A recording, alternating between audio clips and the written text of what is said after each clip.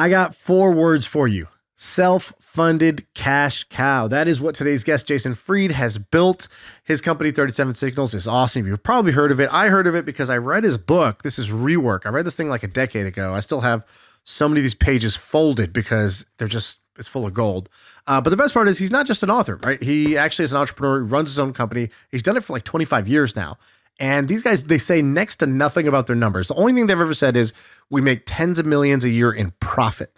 But I do think this is actually kind of a juggernaut. This is a juggernaut of a business. Jason Lemkin, a great investor, once said that the 2 greatest self-funded cash flow companies he's ever seen are Craigslist and 37 Signals. And the best part is they do it by kind of like kicking the traditional playbook to the curb. They set no goals. They work 4 days a week in the summers. They spend next to nothing on marketing. And so I wanted to ask Jason 3 questions. The first is, how did you build this low stress cash flow company, right? You are the cash flow king. How did you do it? That's the first part.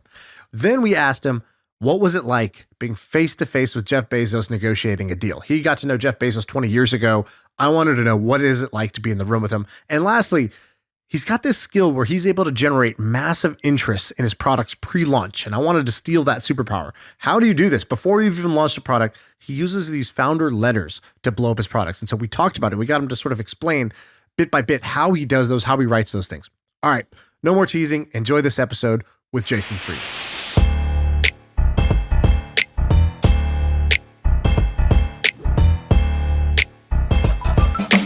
We were doing research before this podcast, and I've looked into a bunch. I'm inspired by you. Is it weird that we know that you spent something like $30 million on homes in the past like 2 years? Yeah. You started like a tech company, not looking to get into this, and now like your home purchases are on the blogs. It's fucking embarrassing. And frankly, I tried to hide them. You try to do all the things like double LLC and the whole thing. I like architecture. I like houses. I like land. It's just, that's like really the thing I really found myself liking a lot. And unfortunately, it's very hard to just... How do they find it? How do they know? Because they're like, Jason Fried bought this house, and me and Sam, we're supposed to be prepping for this pod, and we spend like 20 minutes clicking through these photos, being like, this house is sick. How do they actually find it? I don't know. My guess is, so like technically it's hidden in a sense, but I think that all you got to do is probably ask like, a real estate agent. And, Gotcha. You kind of have NDAs, but, someone knows or like the electrician or the cable company, someone hangs out and finds out, or they look in the mailbox and see that, there's a million ways, unfortunately. Well, what's cool about you and what I honestly admire, we started off talking about how big the business is, but the reality is what I admire is some guys are into beautiful eyes. Some guys are into butts. Me and Sam on this podcast, we are into people who who define their own game and then play it. And that's the one thing I think you do really, really well. And you've gone viral many times by putting out there some of your philosophies on how you approach business. What I want to do is I want to kind of read you a quote. And I want you to react to it. I want you to explain and unpack a little bit for each one of these. And we can go fast. So the first one is, you're anti-long-term planning. You don't do long-term plans. And here's the quote I liked. You go, long-term planning is a fantasy. I don't plan long-term because I want to do what I think, not what I thought. That's right. Explain that one. Yeah, long-term planning is what you thought, and like figuring out as you go is what you think. And I don't like the idea of having a thought 6 months ago, or 8 months ago, or 12 months ago, and feeling like I have to follow that whim because I happen to have it and happen to write it or wrote it down. I don't get that.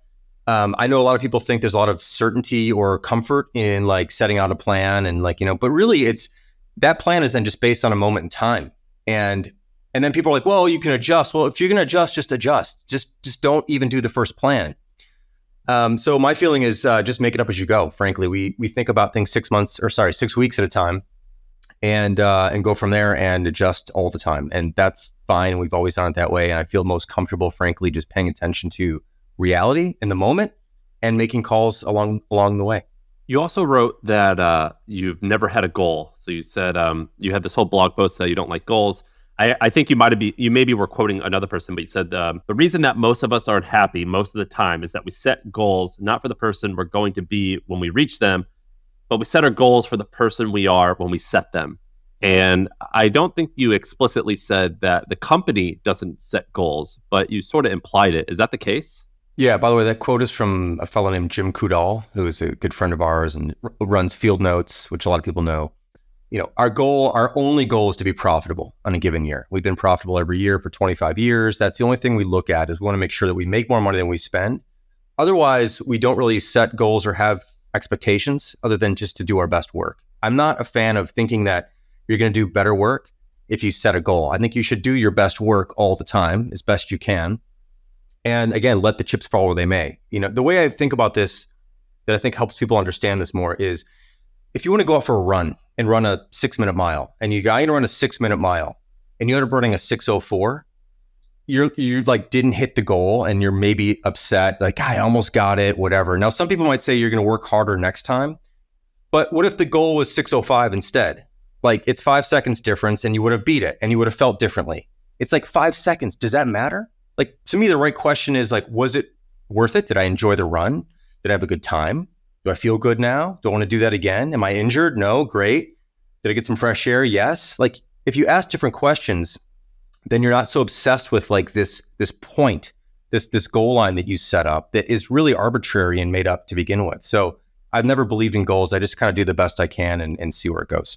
So I want to agree with you because I think I would be happier if that were the case. But there is like some logistical pushback of like, well, you guys launched Hey.com a few years ago, and you have to plan like how much to allocate towards that project. Otherwise, potentially you could be unprofitable. So how do you justify like looking at like, well, this needs to hit this metric? Or let's ask the question slightly differently.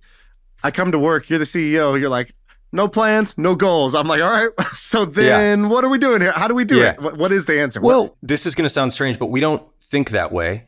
We look at the big pile and go like, at the end of the year, do we have more money than we spent? And is it because of this product or this endeavor or this cost savings or that expense? Like, I don't really care, frankly. Like, to me, it's just one big pile.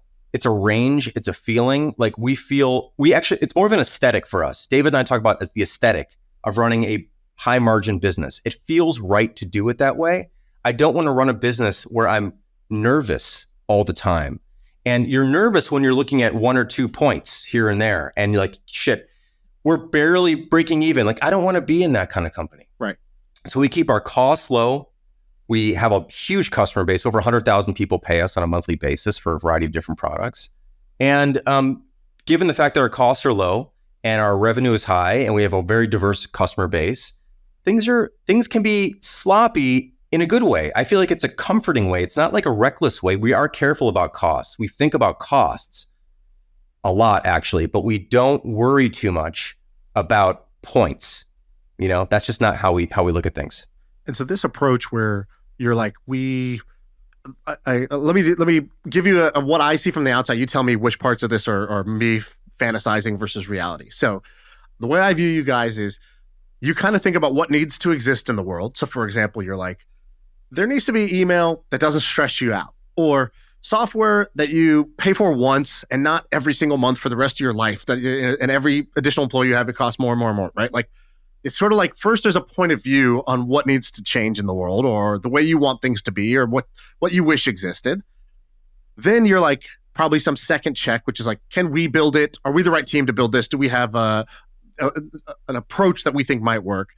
And then you budget this like 6-week sprint where you're like, let's try to make a version of that we like, and then we'll iterate from there. And we're willing to tolerate like 6 weeks of an attempt at this to get to the next milestone of belief. Like, we'll give it, a leap of faith to 6 weeks, and then after that we reevaluate and decide what to do from there. Is that correct? What parts of that are incorrect? Partially. So we will spend a lot more time than 6 weeks on exploring an initial idea. So for example, when we're going to make a brand new product, we might spend 6 months wandering around an idea and seeing where it ends up. And then at some point where, again, I don't know, it's just a feeling, like, we spent enough time on this. We're feeling good about this. This is feeling better and better and better as we go. Let's do this. And then you commit to doing it. And then you do it 6 weeks at a time. Or you get into something and you wander for a while and you go, I'm just bored. Or like, I don't know where else to go. Or this doesn't seem interesting. And you stop. And you just give up. Frankly, you just give up.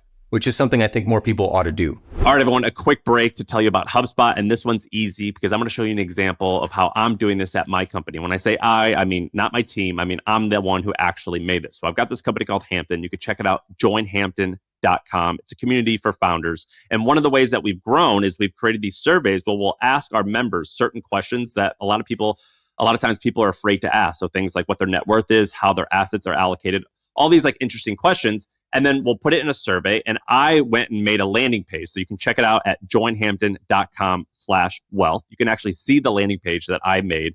And the hard part with this is with Hampton, we are appealing to a sort of a higher end customer, sort of like a Louis Vuitton or a Ferrari. So I needed the landing page to look a very particular way. HubSpot has templates. That's what we use. We just change the colors a little bit to match our brand. Very easy. They have this drag and drop version of their landing page builder, and it's super simple. I'm not technical, and I'm the one who actually made it. And once it's made, I then shared it on social media, and we had thousands of people see it and thousands of people who gave us their information. And I can then see over the next handful of weeks, this is how much revenue came in from this wealth survey that I did. This is where the revenue came from. So it came from Twitter, it came from LinkedIn, whatever it came from. I can actually go and look at it and I can say, oh, well, that worked, that didn't work, do more of that, do less of that. And if you're interested in making landing pages like this, I highly suggest it. Look, I'm actually doing it, but you can check it out. Go to the link in the description of YouTube and get started. All right, now back to MFM.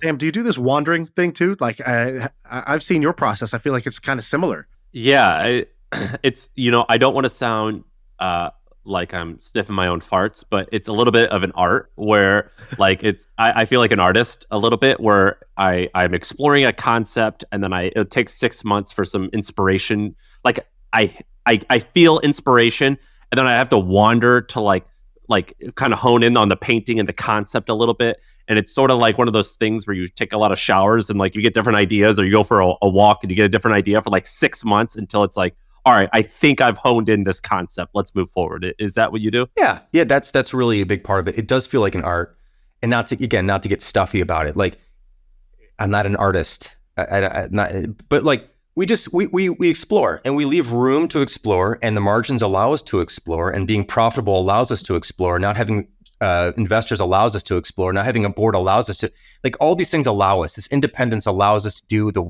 things we want to do the way we want to do them. But at some point, you also don't want to be, reckless with money and time and people. At some point, you go, this just isn't going anywhere. Let's stop. Or so we really do take our internal sort of motivation temperature. A lot of it is wrapped around motivation. Like, are we like pumped about this? Does this feel good?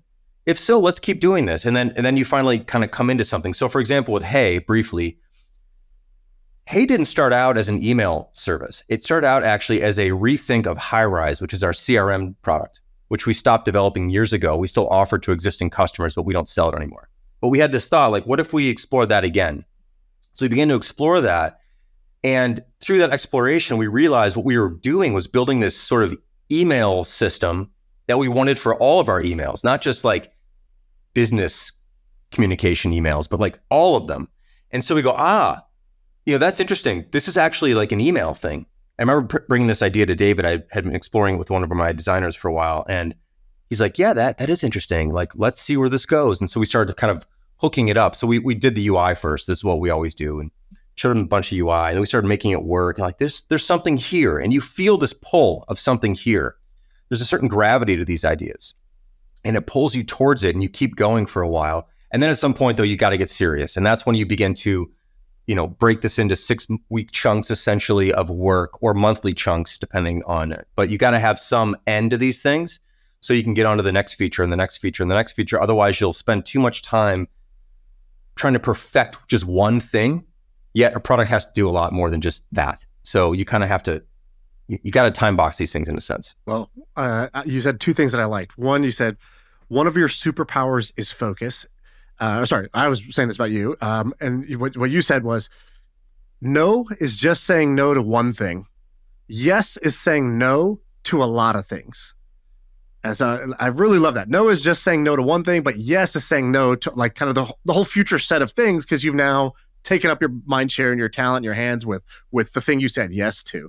Yeah, no is a very precise, precision instrument, because you get to evaluate a thing and say no to it. and you have the whole spectrum of everything else that's possible available to you at that point. So I think no is a great tool. It's very specific. Yes is a blunt force instrument that kind of damages a lot of things, essentially. Now, it might be worth it because that thing you choose to do might be the thing that you needed to do, but it does force you to say no to a bunch of other opportunities. And the longer you spend on that yes, the more no's you are throwing off, and you don't even realize it. So I do think it's very important to figure out what you're doing, and then, why you're doing it, and then commit to doing it, and then get it done in a reasonable period of time, partially because you don't know if it's going to be any good or not. I mean, you might have a feeling, but the market's going to tell you for sure. So you want to get out on the market as soon as you can, ultimately. And then you'll find out, and then you can iterate from there. So that's kind of our general approach to things. And we don't make new products that often. Like, we used to make them a lot. Like, when we first launched, we had Basecamp in 2004, Backpack 2005, Campfire 2006, High-Rise 2000. We were making a new product every year. And then we did a bunch of other things, job boards and a whole bunch of other things. Now we'll make a new product once every handful of years. But yeah, in general, we don't say yes that often. And when we do, we try to get it right. So you mentioned the job board. There's an interesting story here. So Andrew Wilkinson bought the job board. You guys created We Work Remotely because you guys were really far ahead of trend on remote work. And so you had We Work Remotely as a remote work job board. You sold it to Andrew Wilkinson, friend of the pod. He's probably the most frequented guest on our podcast. And that, I want to ask you about this because for him, it's like, he loves this story because it's a great buy. He bought it for really cheap. And then now, I don't know what that thing does, but I think it's something like $5 million a year of profit comes off the job board. I think it's 4. It's in his annual report. You can kind of dial it down. Okay, so let's say 4 million a year profit. And I wanted to ask you, like, for you guys, is that we wish we had kept it bad sale because it's now a lot more profitable? Or is it, no, that was the right thing to do because it cleared us up to do other things? How do you think about that transaction? Well, it's easy to look back on it and make a different decision now. The reason we sold that at the time was because we were selling off a bunch of stuff or consolidating to just kind of go all in on one thing, on Basecamp, essentially. It's kind of around that time. We've since decided to make more things than just Basecamp. So we're kind of in a multi-product world again. I think they got a very good deal, let's just say. And the thing that I will say bugs me about our decision about that is that was the easiest money, not the sale, but the product was the easiest money. We built the job board in 2 weeks, and it was generating at the time for us something like 30 grand a month, something like that, with no work, like literally next to nothing to do. It was all, self-service, automated. Maybe there's a customer service question here and there, but like essentially nothing.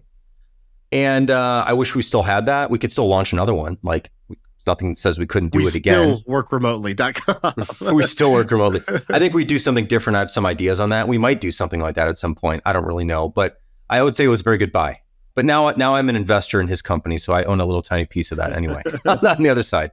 You, Jason, what I think is cool is, if I remember correctly, you guys, I think you started almost as an agency and then kind of like became a software company because you saw recurring problems and you built that. And I think it's been something like 25 years. And I don't think that there's any great resource out there that says your guys' revenue, but it's definitely tens of millions. Who knows if it's even north of 100 million, but it's a very big business. You do marketing in the sense of you have these really cool books. Rework is awesome, and you're a public figure and you blog a lot.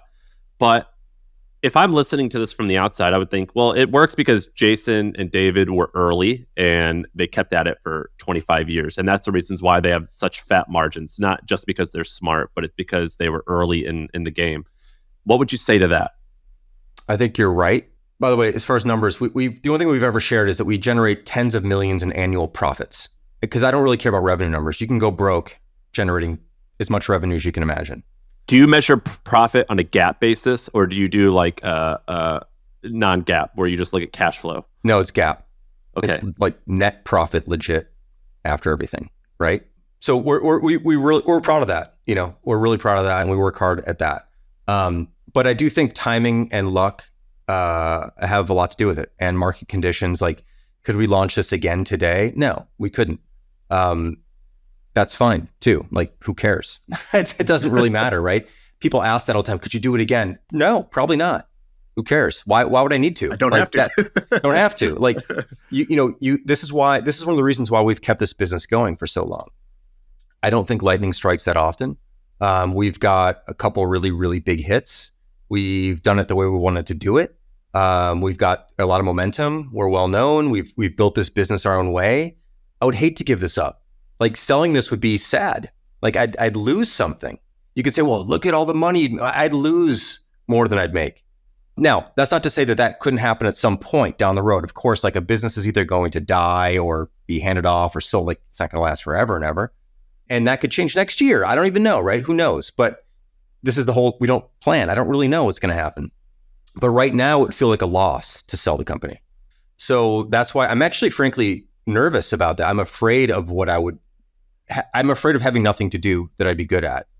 I know I'm good at this. I like doing this. Why would I want to stop? Is sort of how I look at it. But yeah, to your point, I don't take credit for being able to do this again. And I think you guys speak with a lot of entrepreneurs. Sometimes people hit it big twice. Sometimes though, those are more like sales, where like they're in a world where you can keep selling companies that don't work. As far as actually finding people who've started multiple businesses that have been profitable businesses and really successful businesses, it's not that common. It's really hard to do. By the way, that was my big fear. So I sold my company, and I had a guy sit down and talk to me, and he said, how many people do you know who have started 2 successful businesses? And in my head, I was like, fuck you, man. Like, I'm going to do it. Like, I was angry. Right. I was angry. And I was angry because I was afraid in reality. And after I sold, I dabbled in real estate and I fucking failed. And I was like, shit, I'm human. I'm not the man. I did get, there was some skill. There was also a whole lot of luck involved in my exit. And I also had that fear. And then after about 6 months, I was like, I got to do something. I can't just do nothing. I feel like a bum. But it was a lot of starting things was rooted in fear and rooted in, I don't want to be lonely. So I need to create something where I can hire people and be around them. I hear that. I also think, like, I'm turning 50 in a few weeks. Like, I don't have the stamina to start another business, like, and wait 20 years, like I don't have that. Like, when I was 25, I could do it. 35, I could do it. I don't want to do it anymore. I want to keep this thing going until I don't. All in, I think that we really like doing this. We've got some new ideas. The One stuff has really kind of injected us with some new ideas. We're about to start on another product, which will be a SaaS product. So we're going to do SaaS and non-SaaS products again. And we'll see what happens. Again, we'll see what happens. And it could be, this is the thing, like, it could be a year from now where I change my mind. I don't know. We really don't know. But I think David and I both, like, I think if one of us decided to go, we would have to sell the business, because I don't think that either one of us would stick around. One of my favorite stories is the story where Mark Zuckerberg, early on, I think he's like 21 years old or something, and he gets an offer to sell Facebook for $1 billion. And the story goes, he goes into the board meeting and he's like, yeah, like, we technically have to discuss this. We got an offer from, I think, Yahoo to sell for $1 billion. Obviously, we're not going to take it. On to the next matter. And then Peter Thiel and others were like, hey, Mark, hey, you're going to have like, whatever, $500 million if you did that. Maybe we should just chat about this for a second. And they were like, well, let's talk it through. And one of the things he said was like, he's like, but I like this business. He's like, if I had the money, what would I go do? I would just want to build a social network. I think that's the coolest thing I could do right now. And I like the one I've got. Why would I want to go start over and try to build a new one? Totally. And I loved that. I don't know how much of that story is true, because there's a lot of like lore, but that's okay. It's still a cool story. Did you guys ever have a moment where somebody comes to you and it's an offer you have to discuss, and like what went down in that conversation? We've never allowed that to happen. No one, like, I still get a handful of emails every week from VCs or PE firms, like, and I just say no. Like, I have a default just no. So we don't even have conversations. We did take some money from Jeff Bezos though, back in 2006, 6 or 7, 6, I think. It was like a secondary thing. So he bought some shares from me and from David. So that money went into our pockets and never went into the business. No money's ever gone into the business except customer revenues. And we did that to take a little bit of risk off the table, because in 2006, Basecamp was 2 years old, the product. And we're like, this could be a fluke. I don't know what the hell is going to happen in this industry. Who knows when we could get wiped out tomorrow? Could we put a few $1 million in the bank each and just like take some of that risk off the table and also give us some confidence to just go for it at that point. Because if it all went to hell, we have something to show for it personally. So we did that. Jeff found us because a couple of his companies that he was invested in had used Basecamp. He saw me speak at a conference in San Diego in 2005 called eTech. I don't know if that conference is still around anymore. He was speaking, I was speaking. I think he liked what I had to say, the way I was. We were very different, as we still are now, but way back then, way different in terms of like our point of view and the things we were saying. And he likes those kind of companies. What does that mean? You were more harsh or yes. More what? I was a young punk. We'll call it punk rock. You were more punk rock. More punk rock. I love that the answer to this question is kind of actually that Jeff was a fan. Jeff was a fan, so he reached out. He was. I mean, Jeff was a fan. Like, let's just, it's... Anyway, he was a fan. He's a fan of people think differently about how to run a business, as he thinks differently about how to run a business. So we just kind of chatted. We went to Seattle, met him. I knew this was like an investment opportunity for him because he wouldn't just come and he wouldn't say, like, come on and say hello. But I didn't go into it wanting to do that. But after a couple meetings, we really liked him. He's very likable. And we had a lot of admiration for him, obviously, for what he's done and what he built at the time and who he was and how he did it and his whole story and the whole thing, obviously. I mean, Bezos, Amazon, amazing thing, right? So eventually we worked out some deal, which was ridiculous. It was a ridiculous deal. And I can't go into the specifics, but we barely had any revenue at the time. The valuation was stupid. He knew it was stupid. He's like, put together something. We're like, we don't know. He's like, put together something. I need something. So we put together something. We shared with him and we all had a laugh about it because it was ridiculous. But like, it had to be something where we could make something happen. And we're like, look, we don't want you to have any control. We don't want a board of directors. They had one provision which said something like in 5 or 7 years, they had some right to do something like encourage us to do something that we might not have wanted to do, like sell or go public or something, but they didn't have the power to, I think, push it throrough. Anyway, it was just a suggestions clause. Maybe that's what they call it. I don't know. It was very weak, though. It was a weak. He didn't want, like, he's like, I want you guys to do what you want to do. He's like, I like long-term thinkers. I'm like, we're in this forever. We're not in this to sell the business, the whole thing. He liked that. So what's he like? You go there to Seattle, take us into the meeting when none of us will ever get to do that, right? Especially Bezos back then. By the way, have you guys heard this story really quick? It was the founder of Root, or it's WOOT. There's this famous article, Shaan. Oh, Woot, yes. Where they go out to eat. Jeff Bezos wants to buy this guy's company, and they go out to eat. And Jeff Bezos is sitting there. Right? They go to breakfast, and Jeff Bezos orders potatoes with bacon and octopus. And the guy's like, "Why'd you order that? That's like a weird breakfast order." And he goes, "You're the octopus that I'm having for breakfast," Bezos said. "When I look at the menu, you're the thing I don't understand, the thing I've never had, and I must have breakfast octopus." And it was like, the article tries to paint him as a weirdo, but it doesn't exactly give full context. And so at least now we have someone here who's also been in that situation. That seems very Jeff. Jeff is probably the most optimistic person I've ever met. And that was very clear from the start. And I'd never been around someone who had that much optimism. That was, clearly intelligent, very intelligent, but that made it with optimism is really powerful. Optimism about what? About you, about the world, about his company? What was he what do you remember? He just comes in, it's an aura of like, can do.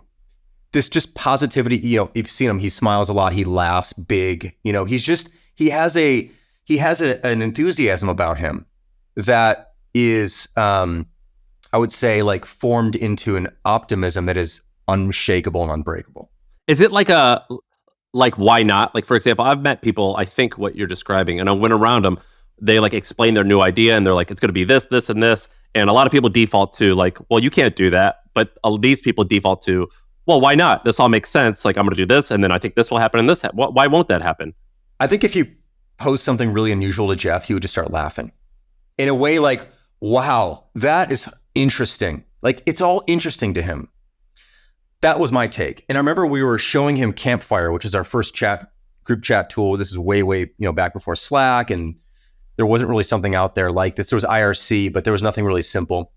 And we put it up on the screen and I started talking to him about it because it wasn't out yet. And like 15 seconds in, he just got the whole damn thing. He just got it. Like he got it in a way where he got it more than we got it. And for people are always curious, like, well, okay, well, you're not going to sell the business. How does he make any money on the investment? Well, we're an LLC. So he's a member, he has units, and every year he gets distributions. And he's made his money back many times over, and he still owns, his shares, and we haven't had to sell the business. It's been a great investment for him. Not a massive exit, but like it pays for a lot of things. I'm sure it's real cash. Jeff, good news. Your net worth has gone up by 0.0001% this year. You can thank us for that. What's cool is like we don't matter, but when you talk to him, it's not that way. Yeah, of course. He is genuinely curious and interested in what you have to say. And I've always respected that about him. I love that description. And by the way, I've heard almost the same verbatim thing because Amazon bought Twitch, and I've asked Emmett, the CEO of Twitch, I was like, what's Jeff like? Because that was for a while, it was Andy Jassy, and then he would go meet with Jeff once a year when they would present the plan. And he said the same things. He was like, when you're in the room with him, it's like there's nothing else that exists in the world. Like he's fully engaged, fully paying attention, fully present. And he's like, he's having a good time. He's not like super, super serious about everything. He's laughing and he's curious and he asks questions and he mostly listens. But then when he asks a question, he almost always has struck the heart of the issue. And you're like, how did you? He's like, dude, I run this business. Emmett's like, I founded this business for 15 years ago. I run it every single day. You think about this for like 1 hour a year, but in that hour, you kind of put your finger on the right thing that fast. That is impressive. Shaan, I want to ask him, you have on here about this Elon quote. So you talked about reading Bezos' book. You actually had an interesting take on reading Elon's biography that I thought was intriguing. I just think I admire you, Jason, so it's cool to see like who you admire and what your opinion is on different people who I may or may not admire. And by the way, I think it's not like this person, but maybe an aspect of that person or one way that person does something, not like this person is good and other people are bad and all things they do are good or whatever, right? We're all a lot of different things. Yeah. We are all a lot of different things. Can I read you the quote? You had tweeted this out. I thought this was pretty fascinating. You said, I'm inspired by the business side of Elon's biography. There is one word that's overused and I think inaccurate in the book, reckless. What seems like risky, actually to me, strikes me as risk reduction. And then he said the following. He said, compared to traditional corporate America takes the riskier route. It's fear, marginal decision-making, complexity. And I love this line. You go, mediocrity slathered in marketing. And then he said, mistakes come in all shapes and sizes, but the ones that come from slow decisions, committees that dilute responsibility, sloppy cost controls, and requiring pseudo-certainty before making a move, those are the worst ones, and Elon doesn't make those, but his critics often do. His mistakes are real and they have consequences, but they're rooted in forward motion. I'm glad there's someone who is out there unafraid of making those kinds of mistakes and showing us all what is possible when you pierce the membrane that holds most things back. That's pretty good. What made you feel that way? I would say reading the book made me feel that way. Now, of course, it's a story. Well, it's a biography, but like it's a story. There's a perspective on it, a point of view. A lot of the examples in the book are about simplifying, are about cutting out waste, getting to the root of things, figuring out like what really matters, not getting caught up in what other people think it should be, and also not being caught up in things you can't do. And it was that impression, and there's a multitude of examples. There's one of my favorite examples. I might be misquoting this slightly, but there's this example of there's a rocket, SpaceX rocket ready to go launch, and they find like a crack in the skirt that surrounds one of the engines. And I think, again, I'm going to get some of the details wrong, but like if NASA had found that, there's like a 3-month, launch is scrapped, multi-month delay, rebuild the whole engine, kind of that sort of thing. So there's a crack in the skirt, and Elon hears about it, and they stop the launch or something, and Elon hears about it. And he goes, what's the problem? He goes, there's a crack in the skirt. He goes, let's get rid of the crack. Can we get rid of the crack? And they go, well, if you get rid of the crack, you're going to lose some propulsion. He goes, okay, how much propulsion are we going to lose?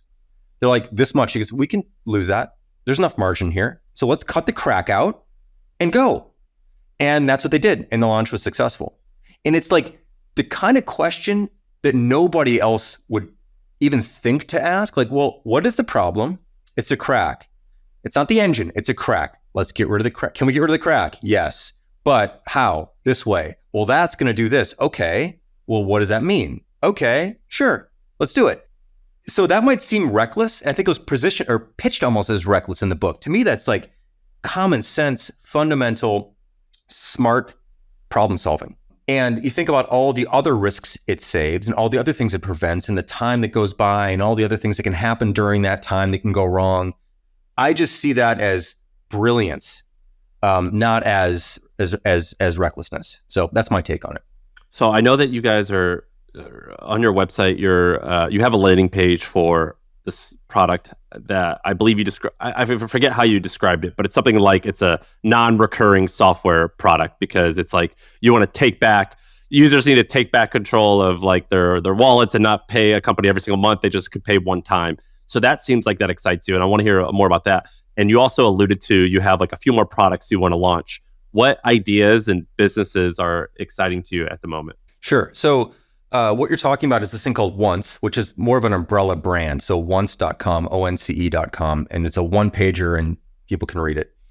The fundamental idea behind Once is that we think that people should be able to buy products again. Right now, pretty much all software is a service. It's a rental. You're renting software in perpetuity. And if you stop paying, you lose it all. Like, okay, some services make sense that are services, but they're also, I think, a large collection of products, old school products. So you'd buy and you'd own and it's yours and you don't have to keep paying for it. We want to bring that back. That's how it used to be. We think there's some real advantages to that in certain areas, in certain product categories. And we think companies should have the option to spend money once and not a lot, a few $100, and own the thing. And not only own the thing, but get the code too. So you can modify it and screw around with it as much as you want. This is not something that has been happening for many, many, many, many years. We think it's time to bring it back. So we launched the first product, which is Campfire, bringing back our old chat tool that sort of died on the vine to some degree, although there's still some customers using the original version, but we don't sell it anymore. And Campfire is installable software. We built a whole new tech stack around this to allow people to, you buy it on the Shopify store. It's $299. You buy it. We send you an email with a single line that you paste into a terminal of a server. So there's a little bit of technical knowledge required, but like barely any. I'm not technical. I can do it. I've done it on DigitalOcean. I bought a shared server and ran this one command. And now you have a chat server running that you own. It's $299 once, unlimited users. And it's basically 90% of what like Slack would do. It's the core stuff, chatting, DMs, ad mentions, sharing files. It doesn't have threads. It doesn't have video chat. But it has the fundamentals of what this nugget of this idea is. And the principle around this is that in any industry, generics eventually come in. For example, there's a lot of chat tools that exist in software today in the industry. So they're basically commodities, but they're still priced like luxuries.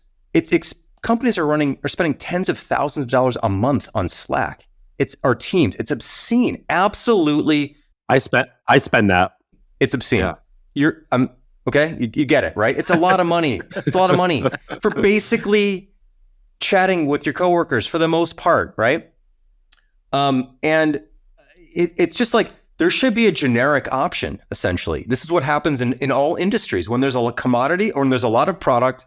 Commodities, something becomes a commodity, there becomes a generic at a much lower price. We're doing something at a high quality and a low price and changing the model around. So anyway, Campfire is the first one. We're working on a second one right now, which I can't talk about yet, but it's related to writing.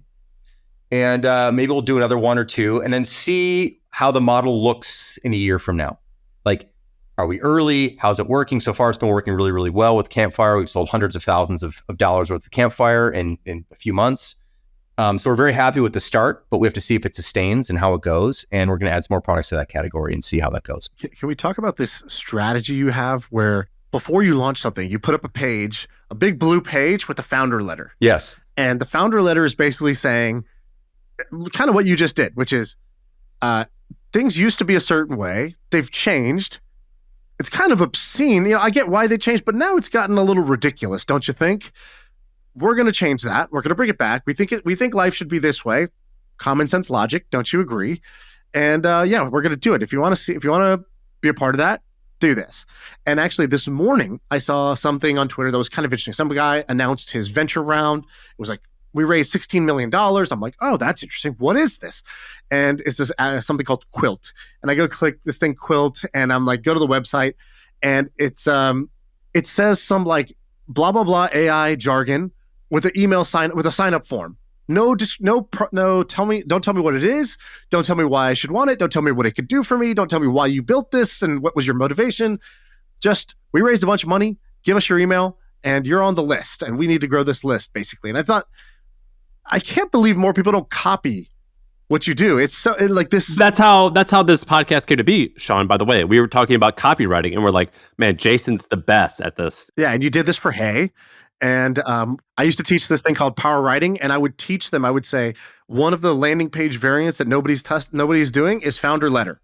There's actually a company called Runway that did an amazing job of this. I don't know if you ever saw runway.com, but this guy Siki, who's a serial founder, was like, the landing page was a long scrolling thing, but it was basically just of dialogue. And he's like, being a CEO is hard for a bunch of different reasons, but one of the annoying reasons that feels like it shouldn't have been hard was that I kind of had no grasp of the numbers of my business. And I felt stupid, and I felt insecure about that. And it was important, but I just frankly didn't know how to do it. I didn't know how to use these tools. I wasn't really ever taught it. Why don't I know how many weeks of runway I have left? Why don't I know this? Why don't I know that? And so I decided, like, I'm going to build a tool that's a finance tool, but it's for founders. And he did it as a letter, and it was awesome. And he got a bunch of people to sign up for it. I think more people should be using this tactic. And the reason why I think they don't, to be honest, is because there is no reason to be building their product. There is no intrinsic why. There is no strong point of view that would get people behind it. Their product is either derivative or sort of mediocre, or it's just trend following. And so if they tried to write the letter, there wouldn't be much to say. It's not the writing that's the hard part. It's the having a point of view that resonates with people. That's the hard part. It's the point of view. So this is my favorite thing to do in the business, period. And unfortunately, I don't get to do it that often because we don't launch new things. But I love writing a brief letter. And I sweat every word, and I just love it. This is my like Bezos moment where I just smile and laugh while I'm doing this thing. I just love finding the right rhythm and the right rhyme and the right pattern and the right message and the right way to say it. It's super fun. I don't know why more people don't do it, but to your point, I think there is something about like, you have to have a point of view, first of all. And the thing is that you can do it with any product, like a novel product, a commodity product. You just have to like understand the angle that you're taking. Although I don't like the term angles because it seems like it's almost manipulative, but what? Shtick. You need a shtick. Yeah. You don't like that? Yeah, I don't know. You need some flavor. What do you want to call it? He's not going to like shtick. I understand. You're right. Like that's the category. Shtick also has these like negative connotations. Like it's sort of like this game and manipulative thing. Maybe you don't mean it that way, and you probably don't. Just like a flavor. You just need some style. I like some style. I like flavor. I like style about it. I like the point of view. To me, it cuts. It has an edge. That's the kind of thing. And I think, first of all, it's very hard to do this. I'm not giving myself like credit, like I can do a hard thing, but it is hard to do this well. I've always been inspired by people like, Buffett and Bezos, who write these amazing shareholder letters, who are able to communicate very clearly, and can do it in long form writing. Now, this isn't that long form; it's a page, but I want to get excited about that. I want to read something and I want to be pulled through it, and by the end, feel like it wasn't too long and just it said exactly what I needed to say, and I'm left with some mystery. So one of the things I like to do is you'll see the first sentence on once is something like, "Something happened to business software." Now, that is planting a question in people's heads. But it's not a question. I'm not asking a question. I'm making a statement, and now they're like, well, what do you mean? Right. And now they're bought in because they asked themselves the question. Like, oh, yeah, what do you mean something happened? Now they want to find out what happened. And then I kind of go through it. And all the way I'm thinking about, how do I find resonance? Like, how are they nodding their heads when I'm nodding my head when I'm writing this thing? Like, how do we get to that place where like, yeah. And you build up this, yeah, of course. Yeah. And you're like, why am I spending this fucking much money on this thing? Like, I should own this by now. I think there's a line like, you should own this shit by now. Like, Sam, you've spent, I don't know how much you've spent on, like, you should own it by now. Come on, right? And it's, nothing against you, right? It's like everyone who does this, it's like, wow. I mean, how much money have I spent on this thing? And I'm still spending. The metaphor that the SaaS companies used initially was like, just pay a couple bucks a month. No big deal, right? Pay as you go. Only pay for what you need. But the problem is it's the renter. And you reframed it as renter. Right? Yes. Oh, yes, but you can get evicted. Yes, but you don't even own this thing. Yes, but they can hike up the rents anytime they want, right? And so reframing it as, cool, yeah, but you're a renter and they're the landlord. And all your data is owned by them, not you. Right. He calls it the church of recurring revenue. Church of recurring revenue. So it's done very well for a lot of followers and people who attend the church of recurring revenue. But the thing is, like, some things make sense like this, like a magazine or newspaper. Like, this is kind of old school, right? But you pay subscription, but you'd get something new literally every week, day, month, whatever it was. Software, I know it's improving, but it's improving around the marginal edges. You already have 90% of it on day one when you bought the damn thing. And so you're paying over and over and over and over for essentially the same thing. And at some point, if you're paying a lot, you should be like, wow, I should own this by now. This is crazy. So yeah, I want to kind of make that point and get people excited and leave people with some mystery. So it's not like the stealth thing where there's like, we're doing an AI thing. You enter your email. It's like, here's a story. It's all legit, but I'm still not going to tell you exactly what it is. And then we kind of, eventually deliver the product. The simple test, by the way, is let's say you did buy Slack or whatever, insert what your favorite product for 1 year. And then they did all these over-the-air updates and they added this, they added that, they tweaked this, they fixed this bug. If they had just charged you for it 1 year and then you could buy V2, Slack 2.0 or the 2024 version, would you buy the upgrade? Like, we used to buy Windows 95 and then you would hear, you're like, oh man, I heard whatever. The next one, Vista or whatever it is, it's got all this new stuff. Okay, maybe it's worth upgrading. But like the reality is almost none of us would buy buy the next edition because the upgrades are so marginal, right? They're not like game changing, but you're charged for it as you go, as if those are such game changing updates. Yeah. And like, again, some products, like we have a few products like this. Haze, like a SaaS tool, Basecamp's a SaaS tool. So we're in that world too. I totally get it. That said, we don't charge any of our customers more than $299 a month, period, flat. So with Basecamp, you can have 6,000 users. It's just $299 flat, unlimited users at that point. So we don't offer the same thing where people could be spending 50, 60 grand or 10 grand or 5 grand or 3 grand a month with us. Like you can only spend $299 a month max with Basecamp. So I don't feel as guilty, frankly, selling something like that, compared to asking companies to spend tens of thousands. I get it's good for revenue. I get all that. But man, I wouldn't feel comfortable or confident. I would feel like I'm ripping people off, frankly. So how do you deal with the counter argument, which is you guys were first with Campfire before Slack. Slack comes out, kicks your butt, becomes a 20-something billion dollar company, exits, and blah, blah, blah. Sure. How do you deal with that? Well, first off, Slack it was an excellent product. It still is an excellent product, but at the time, it was way better than Campfire. So we sort of let Campfire kind of wither.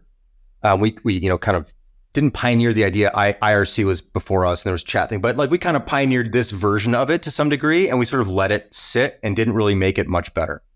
Slack came around and made a much better version of that idea. So full credit to them for that. I think another problem we had was that we were really early with Campfire.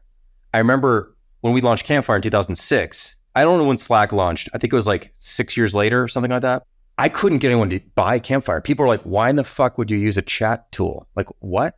Like, we're all in the same office. Like, just talk to people or whatever. Like, I don't even get it. Well, we used to use like Gmail chat and then for a while Hip chat, which I hate. Hip chat. Yeah, that was another one. Yep.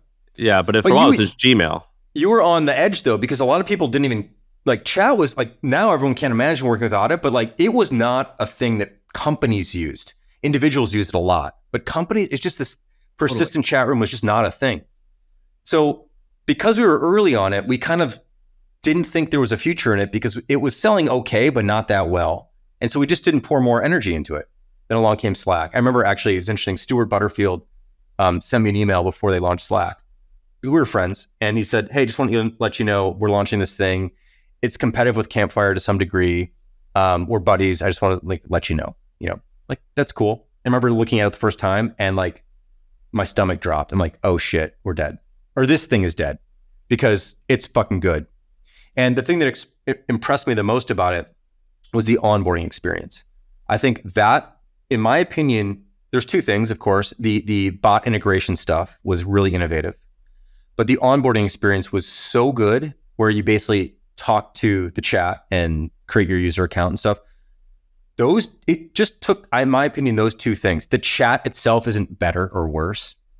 Chat is chat, essentially. Onboarding and bots were the thing, and we didn't have them, and they crushed us. So yeah, that's how I'd answer that question. Dude, you're cool to me because you're like, all right, so for the listener, go to basecamp.com, go to hey.com and once.com. Your landing pages, like, we're internet dorks, all three of us. Like, we're talking about like CRM shit. Like, we're talking about like something that's not inherently like a punk rock thing, but you have like a punk rock vibe about you. Like, if you look at your landing pages, they're all like kind of cool and they're fun to read, and you make non-cool things kind of cool. It's for me, there's a degree of like mining for novelty and recognizing like what's interesting and what isn't, how people can look at something and go, oh man, I never thought of that. But of course, like that's what I'm always looking for. I wrote this post recently about towel bars and hooks. I don't know if either of you saw it, but riveting. Riveting concept. You ready for this? Okay. I've not read it, but I'm sure it's great. What is it? So we're doing a bathroom renovation, and the designer, the architect's like, do you guys want hooks in your bathroom or towel bars? And for me, the choice was like, it was so obvious. It was like hooks. Hooks all the way. Hooks. I'm team hooks too in my house. Right? And it's like, why? Well, I'll give you a bunch of reasons. First of all, you can't screw up a hook. You can't mount it wrong, first of all. You can't use it wrong. You can put other things besides towels on it. It doesn't take up any space. If you need to add a second one, there's room for that. And sometimes it's nice to have like two hooks a few inches apart, and you can kind of spread a towel so it dries a little bit better. There's just all these reasons. And for me, I'm always looking for the hooks in product design. Like, what are the little things that just are so simple and straightforward, and everyone knows how to use them, and you can't get it wrong, you can't use them wrong, and actually you can use them in a bunch of different ways that weren't intended, and it still works. Compared to a towel bar, it's like the only thing you can use a towel bar for is to hang a towel, or your 9-year-old will do a pull-up on it and tear it off the wall. That's the other thing you can do with a towel bar.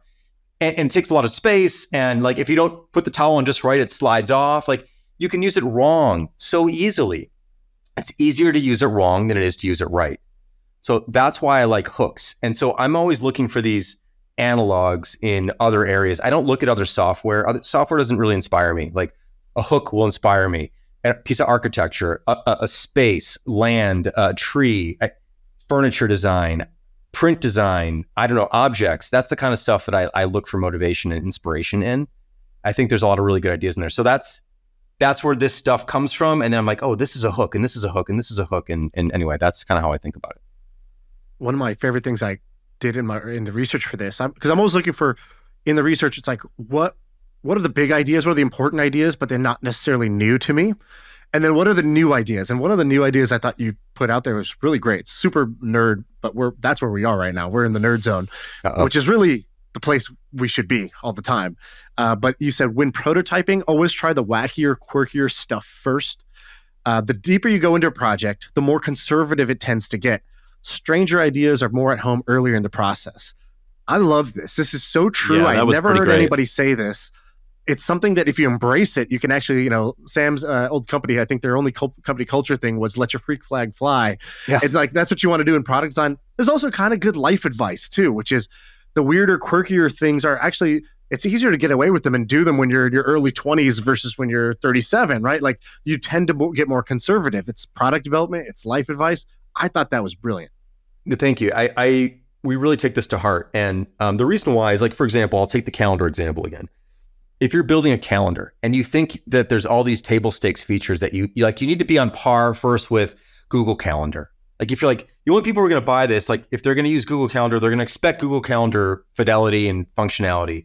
And then maybe we add a couple other things. Like, no one's going to buy your thing because Google Calendar is Google Calendar. Like, why just make that other thing with a couple other things? So we always start with the novelties, the things that don't exist anywhere else. That's what makes your product differentiated. That's what makes it worth considering. Like, to say, like, we made Google Calendar a little bit better, like, not worth it. But we made something totally different that is not just different because it's different, but we actually think there's some novelties here that matter, that make sense, that are radically different in good ways. That's what we pile on early. And to the other point of that quote is that if you just wait till the end to try to add those novelties, you'll never have enough time. You're always running out of time at the end, and you're never going to try new things. You're not going to have the tolerance or the patience to wander. So then you end up leaving those things out, and then you never get around to them, because once you launch to the public then demands even more normal stuff. The public doesn't demand unusual things. The public demands normal stuff. It's on you to find the unusual things, the things they didn't consider, but once they see, they go, of course, where's this been my whole life? That's the kind of stuff. Basecamp is packed with these things, and Hey is packed with these things, and Hey Calendar is packed with these things. And those who use those tools understand that. Those who don't know, but they are packed with things you're like, oh my God, where's this been my whole life? That's amazing. By the way, what do? You guys pull out profits every year out of the LLC? I like that. You don't reinvest it. You basically get the benefit.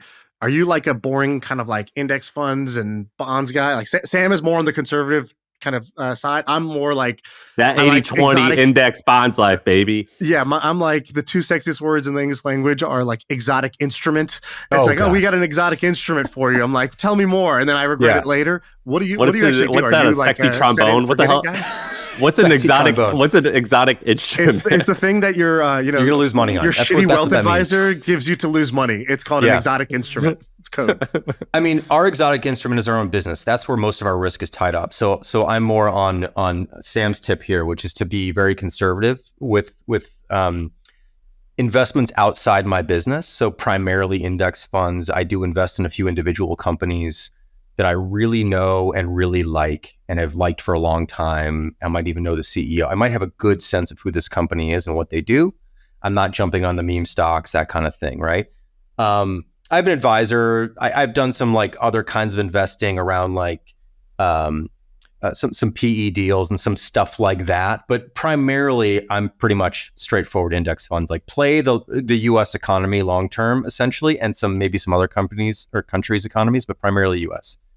That's my main thing. I also like, so I do that. And then I also like to spend money on things that I enjoy and that my family enjoys. But what I don't like to do is ever put myself at risk. I don't like to put my business I'll take risks, but I don't take risks that put me at risk. That is not an interesting risk for me. It seems like you value being able to sleep well at night. It's like, I just want to be able to sleep easy and not do anything that's going to jeopardize that. Right. Like people ask in business, what keeps you up at night? And typically the answer for most people is like the competition. Am I going to be able to make payroll? For me, like what keeps me up at night when I am up at night because of work, it's excitement. Like I can't wait to start working tomorrow on this thing that we're working on. It's not like because our margin, it's not like our margins are razor thin and might not be able to make payroll, or I'm focused on the competition, hyper focused. So like they launched something new and oh my God, what are we going to do? Like that one Slack moment I did have was one of those moments. That was years ago. I just want to sleep well. I stop work at 5. I don't talk about work with my family at all. We just don't, it's just not a thing. It's a separate thing that I do during the day. And I get excited about sometimes at night because I'm just excited about ideas. But it's also recognition. David and I both practice this idea of like negative visualization. Basically, like, look, we've been at this 25 years. We've done exceptionally well. We've been incredibly fortunate. If this thing all flames out in 2 years because of something we did wrong, a major market shift, competitive shift, whatever it is, you know what? Like, that's okay too. Will be painful to some degree, but like, it's okay. If we have a 27-year run, geez, I mean, what more can you ask for? Now, people lose their jobs and it would suck. I'm very certain almost everyone who works here can get another job somewhere else very quickly. We would help people, all those things. I mean, I don't want this to happen, but if it did, we'd be okay. This is not my identity. This is not my life. This is not something that needs to exist forever. I don't want to feel that level of obligation to it as much as I have a lot of responsibility and feel obligated to our customers and to our employees and to the ideas that we have. It's not the whole world. That's just an important thing for me. Shaan and I are in similar positions where we have profitable businesses. And a question that I'm trying to figure out is what percentage of the profits to pull out versus reinvest? Do you have a framework for deciding like that percentage? Especially earlier on, right? Maybe in year 27, the answer is different than in year 3 or 2. Yeah. So I can only tell you what we've done, which is, again, a little bit unusual. We pull out everything at the end of the year. Now, first of all, we're an LLC, so we're taxed on everything at a personal level. So if I leave money in the business, I'm still paying personal income tax on that money. It doesn't really make sense to do that. So we have a recurring revenue model. We have very predictable revenue. So we basically have a little bit of overlap. We take some money out in quarterly distributions, and there's some money left over in January, and we kind of wait till April to take it all out. So there's some overlap, and there's enough operating cash, right? When I first started the business in 1999, we were an agency, and our first client, it was 4 of us, 3 partners, 1 sort of employee. We each put 10 grand in, so we had 30 grand to start the business. And then our first customer was HP. HP was like giving everyone business way back then. HP was like the hot company to get a gig with because they paid a lot. And I think the gig was a few $100,000 to do some website design for them. This is 99, where people were paying numbers like that. And from that point on, we were profitable because we only had a few people. We didn't take big salaries. And that was that. We were able to pull out all the money every year because actually we started out as a C Corp for like a couple of years, and then we switched to an LLC. But regardless, we pulled out all the money at the end of the year, essentially. And because we had ongoing client work that would sort of span the gap of the calendar year. So we just always had money coming in, and our costs were so low that we weren't ever starving. So it just was a situation where we always had high margins, and that's how I've always run the business. So I know it's an unusual setup, but I do think it doesn't have to be quite as unusual. I think what ends up happening is companies hire too many people. They have too many people on payroll. They spend too much money on customer acquisition, and their costs are really high. So their margins are very low if there's margins at all. And then it's very hard. It just becomes a much harder business to run. Now, again, there's a lot of luck involved with this. We happen to find a way somehow to have very, very healthy margins over 2 decades. Part of that, though, is, again, the cost side of it, which is just not considered enough. Do you run any paid ads? No, not right now. We have explored that. We played with it. So here's the thing. Like last year, we're going to spend $5 million for the first time ever on ads. We started getting into it in a few months. We spent a bunch of money, and we're like, this is it's vanity money because this isn't doing anything for us. Now, someone might say, who's listening, go, you got to give it more than 3 months and 6 months and 8 months. You got to do this for 5 years before you show returns, and you got to try a bunch of campaigns. We just don't have the tolerance to spend that kind of money on something that isn't very clearly going to return for us. Also, our price points are so low. Our customer acquisition costs are tricky because a lot of our competitors, they're selling things for thousands and thousands a month. We're selling things for Basecamp is $15 per user per month. Or $299 unlimited. There's not a lot of play here to really invest a lot and spend a lot to acquire a customer. So it just doesn't work for us. So we don't do anything, not even branded keywords. We occasionally do that if someone's using our brand and we kind of want to knock them out. But essentially, we just don't. It's all through our own channels, that we've developed over the years. And there's no question in my mind that there is a formula that we don't know that we could figure out at some point, perhaps, to grow the company in a big way somehow through marketing, advertising, targeted whatevers. We just don't have the tolerance for it, frankly. I just don't think that we're interested enough in that kind of growth. And the answer is always why grow that much? If you're trying to sell the company at some point, growth rates really matter. But for us, sustainability matters, profits matter, margins matter. I don't want to eat into those for some future whatever. It doesn't really matter. Again, if we were to sell the business in a couple of years and we got a 10x multiple or 5x multiple, but could have had a 15x, it doesn't matter to me. It doesn't matter to me to spend all that money trying to search for that. I'd rather just take the money out and put it into investments that I can basically not guarantee, but have a really good sense of return on and just do our thing our own way. Dude, you're the man. I think that if I had to make a Mount Rushmore, a Mount Rushmore of this podcast, I think Shaan opened it up by saying we love people who carve their own path. And I don't care if that person is an entrepreneur or an artist or a mother, just someone who just says, this is the way I want the world to be and I'm going to live that way. I admire that greatly. And the way that you write, the way that you think, you're kind of on my Mount Rushmore. I really admire you. And I know we both are incredibly thankful that you spent some time with us. You're the man. It's very kind. I love the show, by the way. I listen to it. It's great. I really appreciate being here. Thanks for the time and the questions. And happy to do it again anytime. I could go for hours with you guys if you ever want to. So, you have an open invitation whenever you want to. Whenever you want. Well, I'm not going to invite myself on. I did this time, actually, kind of, sort of. So I will not do that again. If you ever want to talk again, I'm available. Let me know. Thanks for doing it, Jason. We appreciate you. That's the pod. Thank you.